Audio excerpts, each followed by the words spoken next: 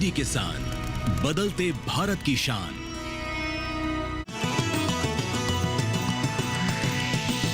DD किसान, बदलते भारत की शान।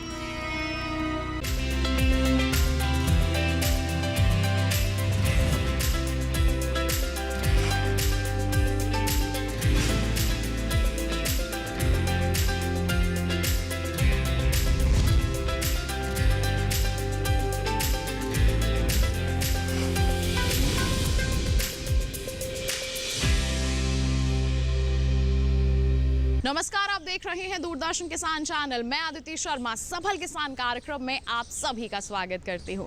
हमारे इस कार्यक्रम में हम देश के अलग अलग हिस्सों से जो हमारे सफल किसान होते हैं, यानी कि ऐसे किसान जो कुछ अलग कर रहे हैं, कुछ नया कर रहे हैं, उनसे आपकी मुलाकात करवाते हैं। आज की हमारी इस कड़ी में भी एक ऐसे ही सफल किसान से हम आपकी मुलाकात करवाएंगे। नाम है इनका देवेंद्र सिंह गोयत। बता दें आपको, ये पारंपरिक खेती नहीं कर रहे बल्कि वर्मी कंपोस्ट के जरिए खेती करते हैं, पशुपालन भी करते हैं और मधुमक्खी पालन भी साथ में कर रहे हैं। अपने इन्हीं प्रयासों के चलते इन्होंने अपना अलग नाम बनाया है, ये मुकाम हासिल किया है। तो फिर आइए इनकी दास्तान को जानने के लिए रुख करते हैं उत्तर प्रदेश के गाजियाबाद के मिलक रावली गांव का।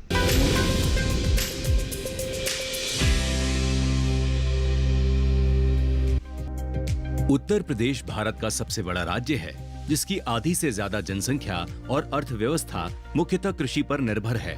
इसी राज्य से हमारे सफल किसान देवेंद्र सिंह गोयत भी आते हैं, जिन्होंने परंपरागत खेती से हटकर वर्मी कंपोस्ट के जरिए खेती, पशुपालन और मधुमक्खी पालन को चुना और इससे इनका मुनाफा और उपज तेजी से बढ़ा। अपने 1 हेक्टेयर खेत में खेती करने के साथ देवेंद्र अपने पशुओं के लिए नेपियर उगाते हैं, जिसके सेवन से पशुओं में दूध की बढ़ोतरी होती है। कहा जा सकता है कि देवेंद्र सिंह गोयत इन दिनों खेती किसानी में दिन दूनी और रात चौगुनी तरक्की कर रहे हैं। पशुपालन के जरिए कैसे जैविक खाद बनाते हैं और कैसे खेती के साथ पशुपालन एक दूसरे के पर्याय बन रहे हैं, ये बता रहे हैं हमारे सफल किसान देवेंद्र सिंह गोयत। मैं खेती करता हूँ। खेती के साथ में मेरा जो साथ में काम है वो मधुमक्खी पालन और वर्मी कंपोस्ट का है। इसके साथ में मैं पशुपालन भी करता हूँ। जो एग्रीकल्चर का वेस्ट है उससे पशुओं को चारे के रूप में देता हूँ, और वापसी जो उनका वेस्ट है, पशुओं का जो वेस्ट है, उससे वर्मी कंपोस्ट करके और मैं जैविक खेती करता हूँ उसमें। हमारे सफल किसान का मानना है कि गांव में खेती बाड़ी आपसी सहयोग से की जाए तो काफी फायदा होता है। इससे आय में वृद्धि के साथ गांव का भी विकास होगा। देवेंद्र के पशुपालन की मुख्य वजह ये है कि ये पशुओं के अपशिष्ट का इस्तेमाल कर लेते हैं। अपने फार्म में वर्मीवास, गोबर और गौमूत्र को इकट्ठा करने के लिए अलग अलग इंतजाम किए हुए हैं। देवेंद्र जीवामृत बनाने के लिए गोबर, गौमूत्र, बेसन, प्याज का रस, डीकंपोजर, नीम का पत्ता, मिर्च, लहसुन आदि प्रयोग करते हैं। सबसे अच्छी बात यह है कि जीवामृत बनाने के लिए इन्हें बाजार से कुछ भी लाने की जरूरत नहीं पड़ती। इससे उनकी सालाना आय में भी वृद्धि हुई है। इसमें जो मेरी पूरी साल की जो आमदनी का स्रोत है वो 1500 कुंटल तक हो जाता है। 1500 कुंटल को हम 5 रुपये किलो में बेचते हैं। बाकी हमारा शुद्ध लाभ वो 5 लाख, कभी 6 लाख, कुछ हमारा केंचुआ भी बिक जाता है, शुद्ध लाभ में आ जाता है। उसमें मजदूरी, गोबर का ये सब निकल जाता है। तो इसमें जब हम एवरेज देखते हैं 1 एकड़ से, जो हम अपनी गन्ने की खेती ले रहे हैं, तो हमें 1 एकड़ से हमें 1 लाख तक शुद्ध लाभ मिलता है, और इसमें हमें 5 गुनी लाभ मिल जाता है वर्मी कंपोस्ट से। देवेंद्र सिंह का प्रयास है कि खेती किसानी के अंतर्गत जितनी भी सुविधाएं होती हैं, वो सारी सुविधाएं ये खुद ही जुटा लें, जिससे इन्हें किसी पर निर्भर न रहना पड़े। इसी सोच के साथ इन्होंने शुरुआती दौर में एक छोटी सी गौशाला का निर्माण किया और कृषि विज्ञान केंद्र से परामर्श लेकर एक छोटी सी वर्मी कंपोस्ट यूनिट लगाकर नई शुरुआत की। वर्मी कंपोस्ट बनाने के लिए इन्हें बाहर से रॉ मटेरियल लाने की जरूरत नहीं पड़ती, बल्कि पशुओं के अवशेषों को प्रयोग में लेकर वर्मी कंपोस्ट बनाते हैं। इससे इन्हें काफी फायदा होता है। 15 साल में वर्मी कंपोस्ट के जरिए इसी तरह खेती कर देवेंद्र आसपास के किसानों को भी प्रोत्साहित कर रहे हैं। वर्मी कंपोस्ट के जरिए कैसे खेती की जाए और कैसे शेड बनाकर अच्छी खाद बनाई जाए, सुनिए सफल किसान की जुबानी। मैं लगभग 15 साल से वर्मी कंपोस्ट का काम करता हूँ। वर्मी कंपोस्ट करने के लिए और भाइयों को भी मैं प्रेरणा देता हूँ। मेरे पास लोग आते रहते हैं। सबसे पहले तो जो ताज़ा गोबर है उसके अंदर मीथेन गैस रहती है। हम 1 महीने के अंतराल के अंदर जो है ना उनके अंदर पानी लगवा के कटाई करा के उस गैस को और उस गर्मी को जो है ना बाहर निकालते, बेड लगवा देते हैं और फिर उसके बाद में पानी लगवाते हैं। जब वो गोबर ठंडा हो जाता है तो उसके बाद में केंचुआ छोड़ देते हैं। मेरे पास में ऑस्ट्रेलियन केंचुआ, जो ऑस्ट्रेनिया फेडिटा नाम की वैरायटी है, उससे ये वर्मी कंपोस्ट तैयार होता है और इसको जो है ना इकट्ठा करा के फ़िल्टर करके अपनी पैकिंग में फिर जो है ना हम इसको मार्केटिंग कर देते हैं। मार्केटिंग के लिए किसान भी हमारे पास से ले जाते हैं, नर्सरियों में भी हमारी सप्लाई है, कुछ पौधे वालों के यहाँ भी सप्लाई है, पार्क वगैरह लगते हैं उसके यहाँ भी सप्लाई है। और ये तकनीकी जितनी भी जानकारी है मधुमक्खी पालन की और वर्मी कंपोस्ट की, ये कृषि विज्ञान केंद्र मुरादनगर से हमें प्राप्त होती है। वहाँ से मैंने कौशल विकास योजना के अंतर्गत जो है एक शिविर किया था, उसमें जो है ना अच्छी तकनीकी जानकारी मुझे वहाँ से मिली। वर्मी कंपोस्ट के लिए ऊपर से जो है या तो शेड का सिस्टम हो या फिर जो मल्चिंग कर देते हैं, उसके ऊपर जो है ना मल्चिंग करना भी ज़रूरी है। मल्चिंग से जब हमें पानी लगाने की बहुत कम रहती है, या फिर शेड होनी ज़रूरी है। इसके लिए जब हम चयनित करते हैं वर्मी कंपोस्ट को तो सबसे पहले एक चीज़ देखते हैं कि वहाँ का पानी कैसा है, खारा पानी तो नहीं है। दूसरी, जिस जगह में हम लगाते हैं उस जगह के अंदर जो है ना ऊंची जगह होनी चाहिए, उसमें पानी नहीं भरना चाहिए, पानी के निकास का प्रबंध होना चाहिए। और ऊपर से पेड़ों के नीचे या फिर उस पर मल्चिंग करके रखनी चाहिए। और समय के अनुसार गर्मी है तो उसके अंदर जो है ना पानी लगाते रहना चाहिए। ठंड है तो जब सर्दी बढ़ती है तो बेडों की ऊंचाई जो है ना वो बढ़ा लेनी चाहिए। मेरे पास में 1 एकड़ के अंदर मैं वर्मी कंपोस्ट का कार्य करता हूँ, जिसमें प्रति महीने जो एवरेज आता है मेरा 125 कुंटल प्रति का आता है। लगभग मैं जो है ना 1400-1500 कुंटल में एक साल में 1 एकड़ से वर्मी कंपोस्ट निकाल देता हूँ। अपनी पैकिंग करके फिर उसको मार्केटिंग सप्लाई कर देता हूँ और अपने खेतों वगैरह में डाल देता हूँ। वर्मी कंपोस्ट खेती सामान्य तौर पर होने वाली खेती से अलग है और इसमें जैविक खाद का ही प्रयोग किया जाता है। इसी वजह से जैविक खेती में वर्मी कंपोस्ट का काफी महत्वपूर्ण स्थान है। इसका उपयोग तब और आसान हो जाता है जब पशुपालन के साथ किसान खेती करते हैं। अगर किसान वर्म फार्मिंग पर ध्यान दें तो इससे मिट्टी की सेहत में सुधार के साथ किसान की आय में भी वृद्धि होगी।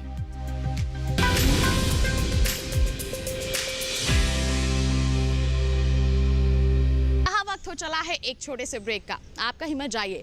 ब्रेक के बाद हम जानेंगे हमारे सफल किसान से कि कैसे वो खेती और पशुपालन के साथ साथ मधुमक्खी पालन कर रहे हैं और कैसे उन्हें साथ मिल रहा है कृषि विज्ञान केंद्र का। बने रहिए दूरदर्शन किसान पर, देखते रहिए कार्यक्रम सफल किसान।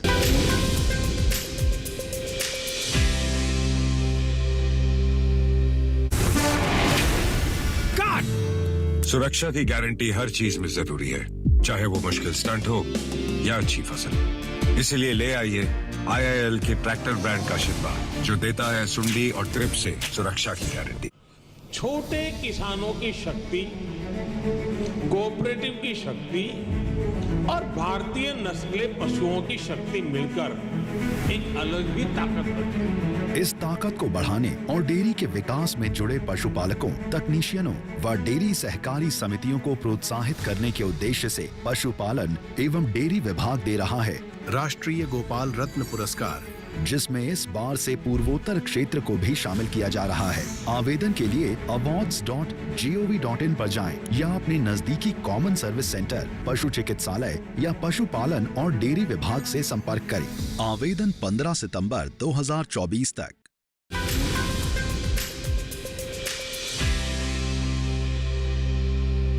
ब्रेक के बाद दूरदर्शन किसान के कार्यक्रम सफल किसान में आप सभी का फिर से स्वागत। आइए किसान भाइयों बहनों, अब रुख करते हैं हमारे सफल किसान देवेंद्र सिंह गोयत का। उनसे जानते हैं कि वो खेती और पशुपालन के साथ साथ कैसे सफलतापूर्वक मधुमक्खी पालन कर रहे हैं और कैसे लाखों का मुनाफा कमा रहे हैं।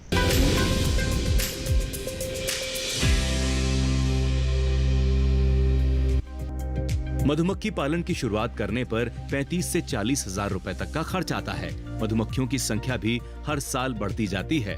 जितनी ज्यादा मधुमक्खियां उतना ज्यादा शहद उत्पादन और उतना ही ज्यादा मुनाफा। मधुमक्खी पालन ग्रामीण क्षेत्रों में मुनाफा देने वाले व्यवसायों में एक माना जाता है। सरकार भी किसानों को इस व्यवसाय को अपनाने के लिए लगातार प्रोत्साहित करती रहती है।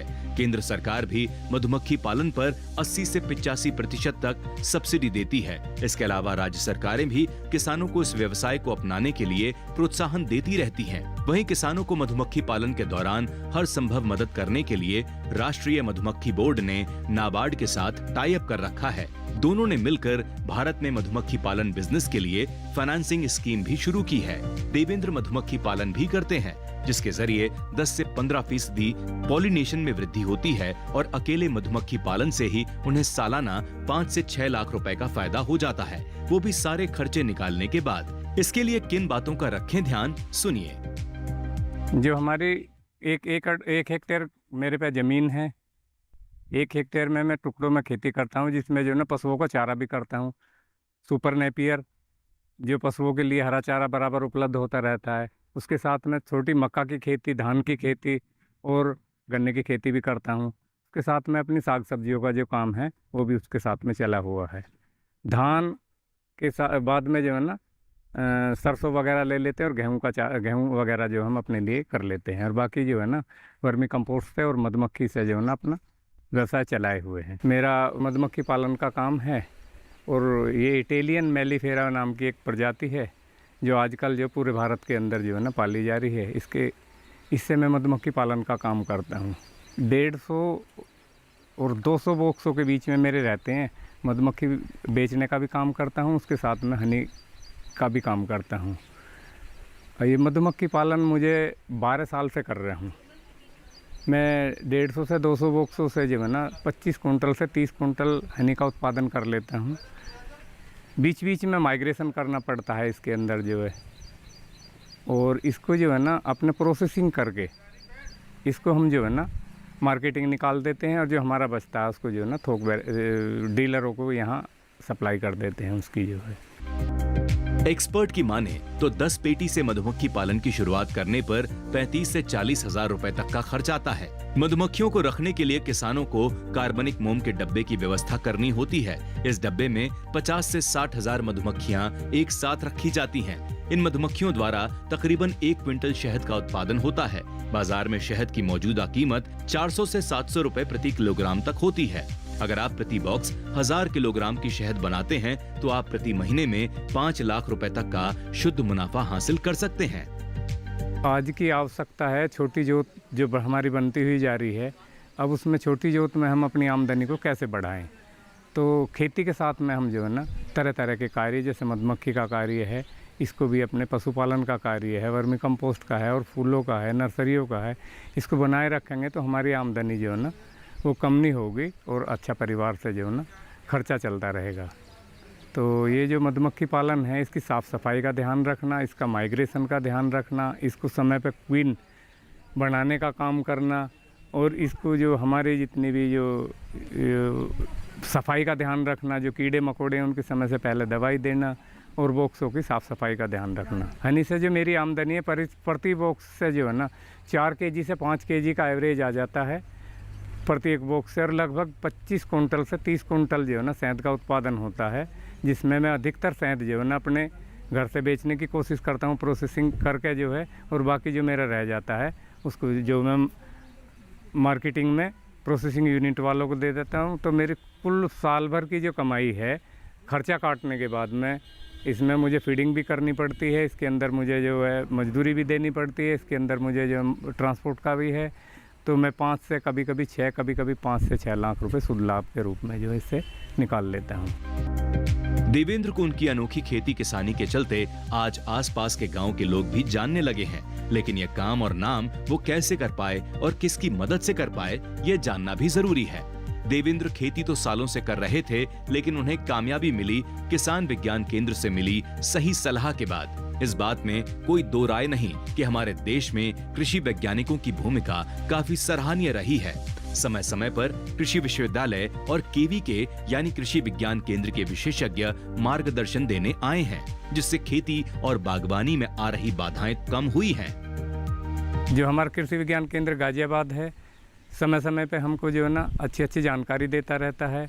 और अभी हमारे यहाँ एक पिछले साल जो एक प्रोग्राम हुआ था मधुमक्खी का, उसमें जो है ना स्किल प्रोग्राम था, जिसमें जो है ना कौशल विकास योजना के अंतर्गत जो है ट्रेनिंग हुई थी, तो उससे हमें अच्छी जानकारी प्राप्त हुई और हमें समय समय पर हमारा कृषि विज्ञान केंद्र गाजियाबाद जो है मार्गदर्शन करता रहता है।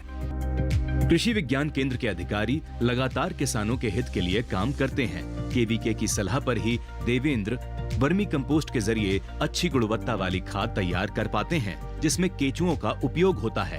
वर्मी कंपोस्ट एक प्राकृतिक उत्पादन प्रक्रिया है जो कीटाणुओं के सहयोग से जैविक अपशिष्टों को कंपोस्ट बनाने का काम करती है।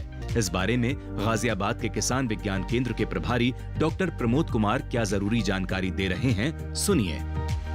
जो आज के समय में जो सबसे अधिक समस्या उत्पन्न हो रही है जलवायु परिवर्तन की, तो इन समस्याओं से किस प्रकार से हम निजात पाएं, तो इसी को ध्यान में रखते हुए हमने कृषि विविधीकरण और एकीकृत खेती पद्धति के मॉड्यूल पर विभिन्न प्रशिक्षण कार्यक्रम आयोजित किए गए, जिसमें हमारे केंद्र पर 25 प्रशिक्षणार्थियों ने भाग लिया था। और इसी क्रम में हमारा केंद्र कौशल विकास मंत्रालय की तरफ से प्रधानमंत्री कौशल प्रशिक्षण योजना में भी एफिलिएटेड है, जिसके द्वारा हमारे गत वर्ष एक प्रशिक्षण कार्यक्रम मधुमक्खी पालन पर भी 210 घंटे का किया गया, जिसमें प्रतिभाग करने वाले एक प्रमुख प्रशिक्षणार्थी श्री देवेंद्र सिंह, गांव मिलकरावली, जनपद गाजियाबाद है। और ये ऐसे प्रशिक्षणार्थी रहे हैं जिन्होंने कौशल विकास प्रशिक्षण प्राप्त कर और उसको अपने उद्यम के रूप में स्थापित किया। आज ये वर्तमान में मधुमक्खी पालन, वर्मी कंपोस्ट, फसल उत्पादन, उद्यान उत्पादन के साथ साथ डेयरी उत्पादन का भी कार्य कर रहे हैं।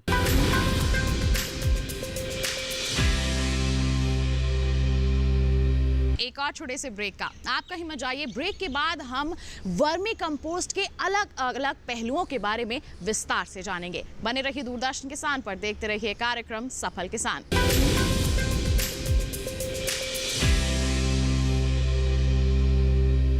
मिले मिले मिले हाँ, छुआ जिसे करेगा यार, मिले मिले मिले हाँ। हम यूं ही मिलकर इस नए भारत में 4 चांद लगाते रहेंगे, बस एक नए नाम के साथ और आपके भरोसे के साथ। L&T स्विचगियर बिजनेस अब बन गया है laureates नुत्सन। Come on boys, let's go practice। अरे रुक यार, मेरे बैंक अकाउंट में गलत एंट्री का प्रॉब्लम हो गया। अरे तो बैंक को कंप्लेन करना। बैंक को लिखे 1 महीना हो गया है, बट वो गूगली पे गूगली डाले जा रहे हैं। तो आरबीआई के लोकपाल को इन्फॉर्म करो। रुक, मैं समझाता हूँ। जैसे क्रिकेट में थर्ड अंपायर, वैसे ही आरबीआई का ओम्बुड्समैन। आरबीआई कहता है अगर बैंक आपकी कंप्लेंट को 1 महीने में नहीं सुलझाता तो आप आरबीआई के कंप्लेंट मैनेजमेंट सिस्टम पर ऑनलाइन कंप्लेंट कर सकते हैं। ये आरबीआई का आसान तरीका है आपकी कंप्लेंट सुलझाने का, और वो भी फ्री। आरबीआई कहता है जानकार बनिए, सतर्क रहिए।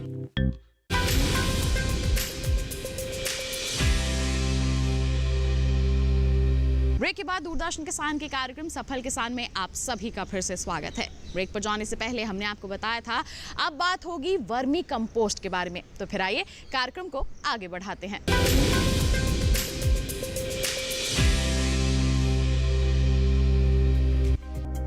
वर्मी कंपोस्ट यानी केचुए द्वारा की गई खेती से किसानों को खूब लाभ पहुंच रहा है। केचुआ बहुत अधिक मात्रा में खाना खाने वाला होता है।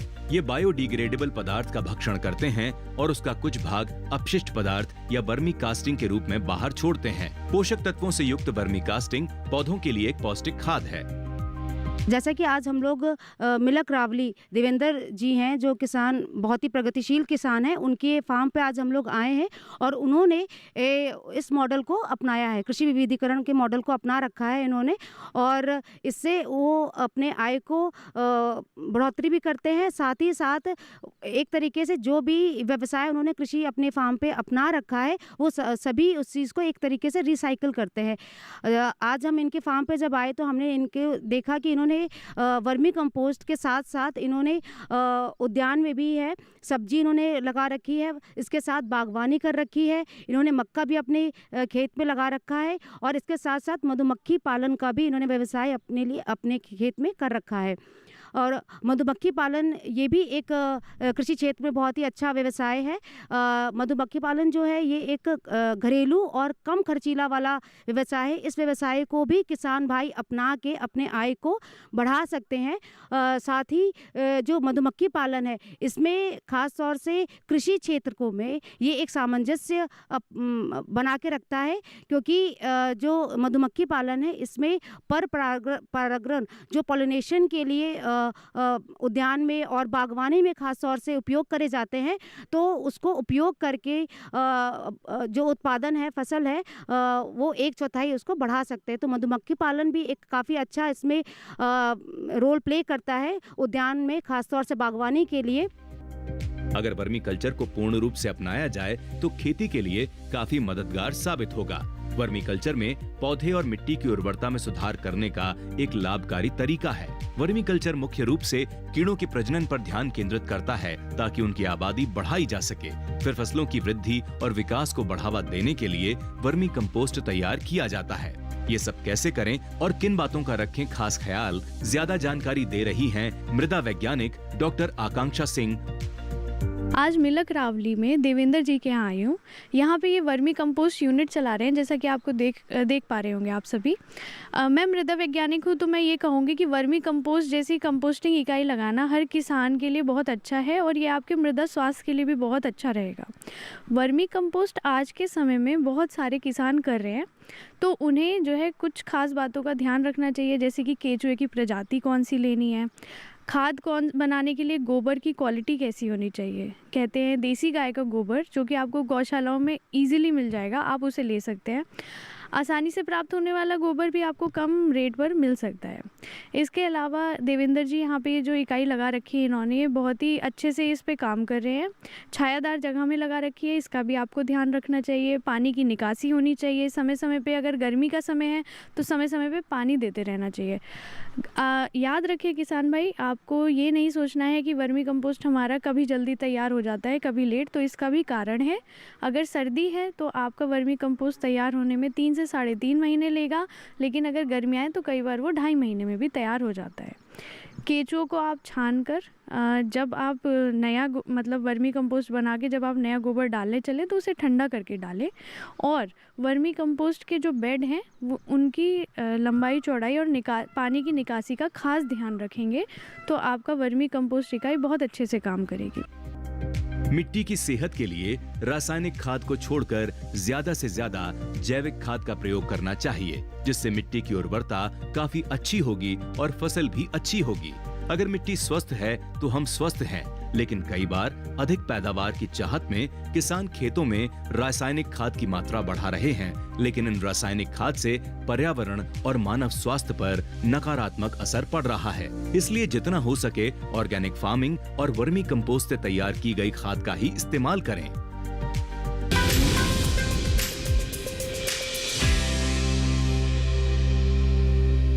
हमारा आज का कार्यक्रम सफल किसान, जिसमें आपने हमारे सफल किसान से मुलाकात की, उनके सफर को जाना, उनकी कड़ी मेहनत को जाना। उम्मीद करते हैं कि इनकी दास्तान को जानकर आप भी इनसे जरूर प्रेरित हुए होंगे। साथ ही आपको बता दें, ऐसी ही कोई दास्तान आप हम तक पहुंचाना चाहते हैं तो आप हमें ईमेल कर सकते हैं। ईमेल आईडी है safalkisandd@gmail.com, या फिर आप हमें पत्र लिखिए। पता है हमारा सफल किसान, कमरा नंबर 77, CPC दूरदर्शन, खेलगांव, नई दिल्ली 110049। तो इसी वादे के साथ कि अगले अंक में फिर होंगे हाजिर एक नई दास्तान लेकर। तब तक के लिए दीजिए इजाजत, लेकिन आप बने रहिए दूरदर्शन किसान पर। नमस्कार।